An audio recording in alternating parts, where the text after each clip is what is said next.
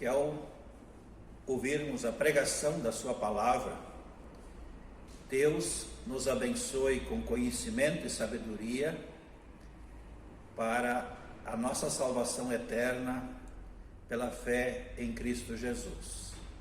Amém.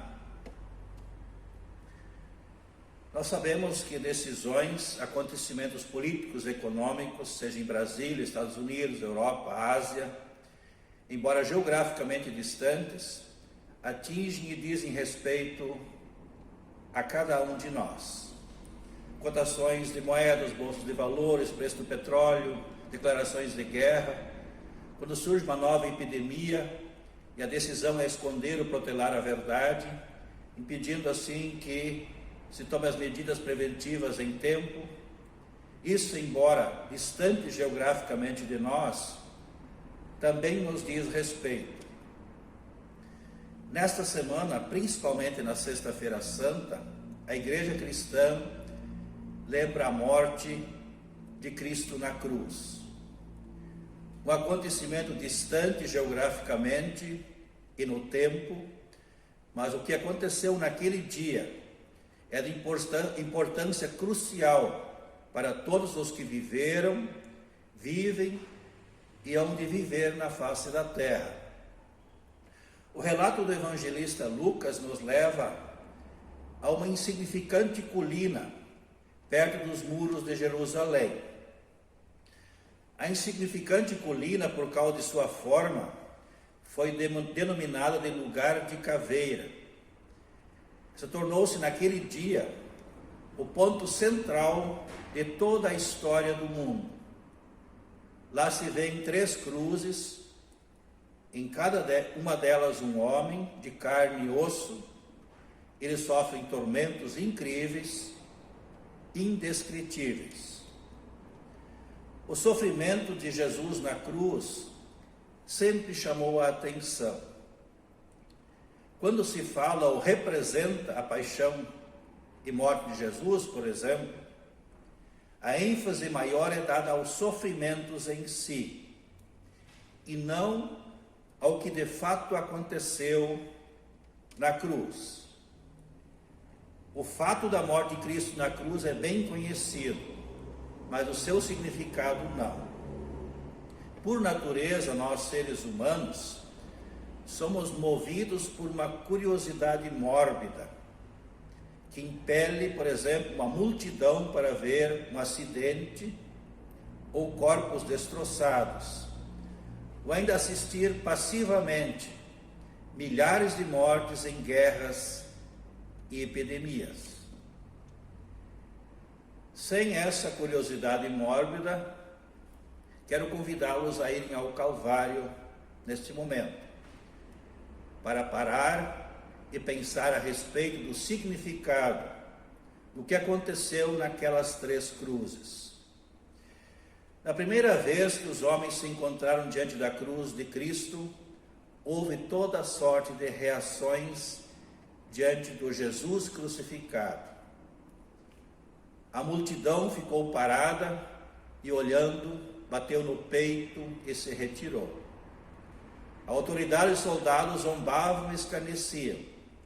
Ele salvou os outros, que salve a si mesmo, se é de fato o Messias que Deus escolheu. Queremos destacar a atitude dos 2 malfeitores, que representam e dividem toda a humanidade em 2 grupos, os da esquerda e da direita de Cristo. 2 malfeitores gritam, praguejam, acusam a Deus e a todos os homens. No meio está alguém que não fala, nenhum gesto, nenhuma acusação. E nesses 2 malfeitores estão representados todos os seres humanos. Diz Lucas, um dos malfeitores crucificado blasfemava contra ele, dizendo: não és tu o Cristo, o Messias? Então salva-te a ti mesmo e a nós também. Este representa a incredulidade do mundo, Então você não é Cristo, não é Deus, não é todo-poderoso, não é o Senhor do universo. Não é de você que disseram que transformou água em vinho, curou cegos, aleijados e leprosos, expulsou demônios, mandou os ventos pararem, ressuscitou mortos? Pois dê um passe de mágica, salte da cruz, salva-me. Para este malfeitor, como para inúmeros outros, a cruz representava um obstáculo. Como constatou o apóstolo Paulo aos Coríntios, de fato, a mensagem da morte de Cristo na cruz é loucura para os que estão se perdendo, mas para nós que estamos sendo salvos, é o poder de Deus. Não esperava receber socorro de um homem que estava morrendo. Ele próprio não poderia se humilhar em buscar perdão com uma pessoa que estava numa situação desesperadora igual à sua. Não podia entender o método de Deus para recuperar o homem perdido, salvá-lo do pecado e da condenação eterna ao inferno, por meio da morte do seu Filho. Não és tu o Cristo? Então salva-te a ti mesmo e a nós também. Na visão desse malfeitor, se Jesus é Deus, por que não pode acabar logo com o mal no mundo? Ele desconhecia ou não deu atenção ao que o profeta Isaías, por exemplo, escreveu. O Senhor Deus diz: os meus pensamentos não são como os seus pensamentos, e eu não ajo como vocês. Assim como o céu está muito acima da terra, assim os meus pensamentos, as minhas ações estão muito acima dos seus. Deus assegura que todas as coisas, boas e ruins, cooperam para o bem, para o final feliz daqueles que nele confiam. Esse malfeitor representa a incredulidade, a falta de fé. E o ponto fundamental é que ele não reconheceu a sua culpa. Ele não reconheceu que a situação em que se encontrava era fruto do pecado e não falta de apoio da parte de Deus. O obstinado criminoso que estava do lado esquerdo de Cristo era um condenado, não porque ele houvesse cometido um pecado imperdoável, mas por causa de sua malícia e de sua recusa em aceitar a misericórdia que lhe é oferecida. Pai, perdoa-lhes, porque não sabem o que fazem. Diz Lucas: o outro, no entanto, respondeu, repreendendo-o e dizendo: você não teme a Deus? Você está debaixo da mesma condenação que ele recebeu. A nossa condenação é justa, e por isso estamos recebendo o castigo que nós merecemos por causa das coisas que fizemos. Mas ele, Jesus, não fez nada de mal. Então disse Jesus: lembre de mim quando o Senhor vier como rei. Aí Jesus respondeu: eu afirmo a você que isto é verdade. Hoje você estará comigo no paraíso.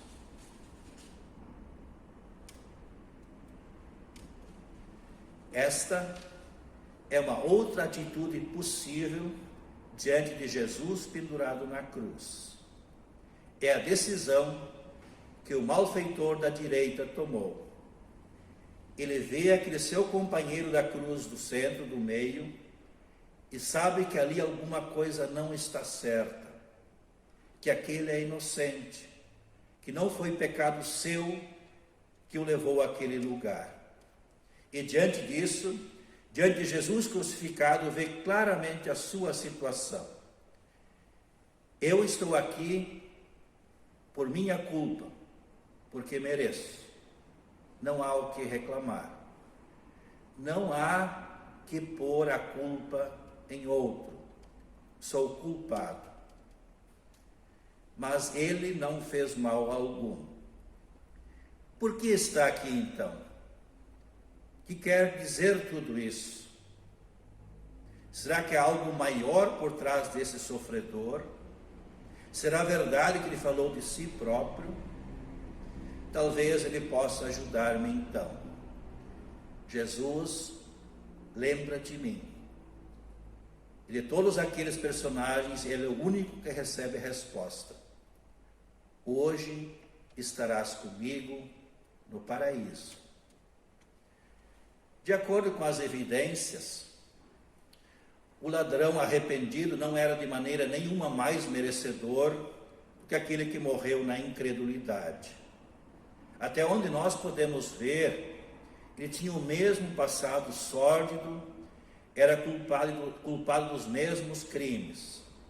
Ainda assim, ele encontrou paz e perdão na hora da morte.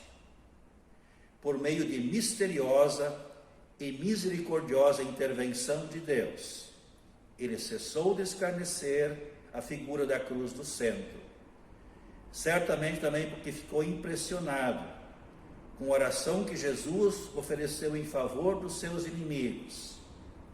Impressionado pela impressionante paciência de Cristo, gradativamente foi constrangido ao arrependimento, à mudança de mentalidade e à fé salvadora no Cristo crucificado.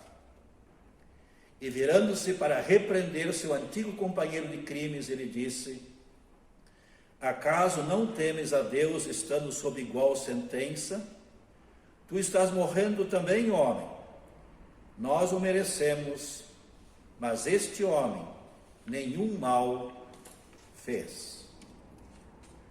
Confrontado com a morte iminente e consequente ajustes de conta com seu Criador, o santo e justo Deus, o malfeitor lança um olhar esperançoso para a única pessoa que poderia impedir a sua condenação eterna.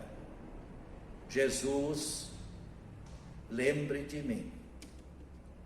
Com as mãos vazias, sem um passado de boas obras para relacionar, apoiando-se completamente na graça de Deus, ele foi instantaneamente assegurado do divino perdão e do presente da vida eterna.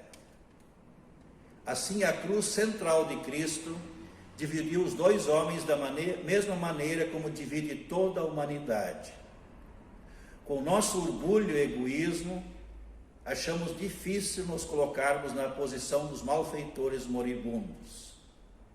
Mas, na análise final, não estamos em melhor situação do que eles estavam aos olhos de Deus. Nós talvez não merecemos morrer sob o veredito de leis criminalísticas humanas, mas aos olhos do santo e justo Deus, todos nós pecamos.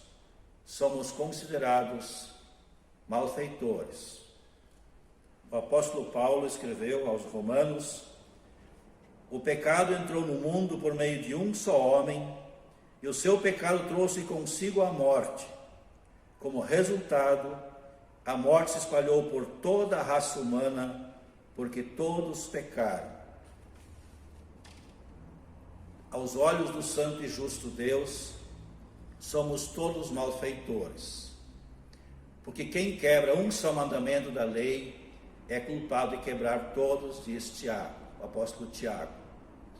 As criaturas, tentadas pelas promessas do diabo de se tornarem iguais a Deus, lá no paraíso, que Deus havia criado, usaram mal sua liberdade e pecaram. E assim todos ficaram sujeitos à morte e à condenação eterna. Por isso, todos, por serem pecadores, são trazidos diante da cruz de Cristo centro. Ninguém pode escapar. E diante da cruz de Cristo, nós zombamos dele ou o aceitamos, ou morremos na incredulidade, ou abraçamos o amor de Deus revelado em Cristo. Como somos, afinal, hoje trazidos diante da cruz de Cristo? Quando ouvimos ou lemos a respeito do significado da morte de Cristo na cruz. E a Bíblia Sagrada nos fala desse significado do começo ao fim. Por exemplo, no profeta Isaías, capítulo 53. O povo diz: quem poderia crer naquilo que acabamos de ouvir? Quem diria que o Senhor estava agindo? Ele foi rejeitado e desprezado por todos, e suportou dores e sofrimentos sem fim. E nós pensávamos que era por causa de suas próprias culpas que Deus o estava castigando, que Deus o estava maltratando e ferindo. Porém, ele estava sofrendo por causa dos nossos pecados, estava sendo castigado por causa das nossas maldades. O meu servo não tem pecado, mas ele sofrerá o castigo que muitos merecem, e assim os pecados deles serão perdoados, pois ele deu a sua vida, a sua própria vida, e foi tratado como se fosse um criminoso. Ele levou a culpa dos pecados de muitos e orou pedindo que eles fossem perdoados. Em Romanos 4, o apóstolo Paulo fala como agora todos podem se beneficiar do que Cristo conquistou na cruz. Abraão, por meio da fé, foi aceito por Deus. As palavras "foi aceito" não falam somente de Abraão, falam também de nós, que seremos aceitos, nós os que cremos em Deus, o qual ressuscitou Jesus, o nosso Senhor.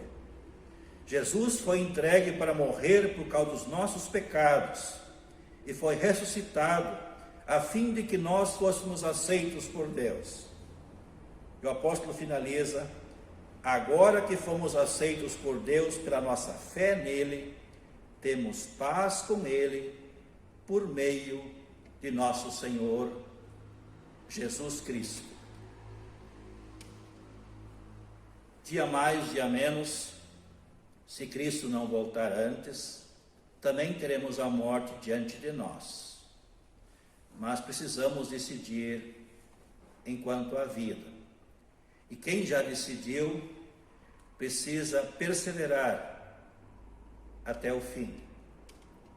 Em gratidão pelo presente do perdão e vida eterna, enquanto o fim não chega, se ocupar em servir ao próximo em suas necessidades e, principalmente, testemunhar o significado da morte de Cristo na cruz para a salvação eterna de todos, que é a maior demonstração de amor para com a necessidade do nosso próximo.